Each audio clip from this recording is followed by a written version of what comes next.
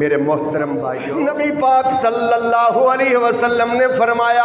ان اللہ طیب لا یقبل الا طیبا، اللہ پاک ہے اور اللہ قبول بھی صرف پاک مال کرتا ہے۔ قربانی کرنے والے کا مال حلال ہو، حرام نہ ہو، کسی کے پلاٹ پر قبضہ کر لیا، کسی کا مال ہتھیا لیا، رشوت لے لی، اب جناب والا بددیانتی کر لی، جانور چوری کر لیا، جانور چوری کر لیا، یا پھر بہنوں کا حق کھا لیا،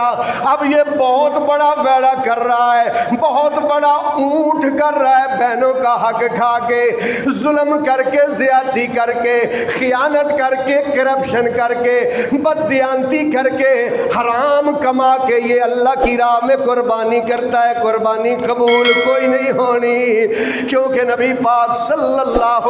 علیہ وآلہ وسلم کا آرڈر ہے۔ آپ نے فرمایا جس کی دعا قبول نہیں ہوتی، جس کے جسم کے اندر حرام کا رزق ہو، بلکہ ایک حدیث میں پڑھا 10 درہم کا سوٹ پہنا ہوا ہے، اس میں سے صرف 1 درہم حرام پیسوں کا ہے، جب تک وہ سوٹ پہن کے رب کی عبادت کرتا رہے گا اس کی عبادت قبول نہیں ہوگی۔ رزق حلال بہت بڑی چیز ہے میرے بھائیوں، تو بات یہ آپ کو سمجھانا چاہتا ہوں، قربانی کی قبولیت کے لیے 4 شرطیں ہیں۔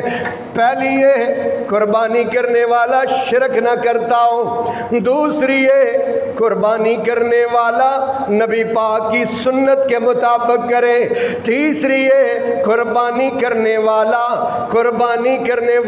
اس کی نیت خالص اللہ کی رضا ہو،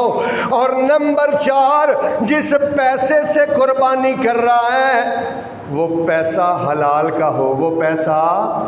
حلال کا ہو، حلال کا۔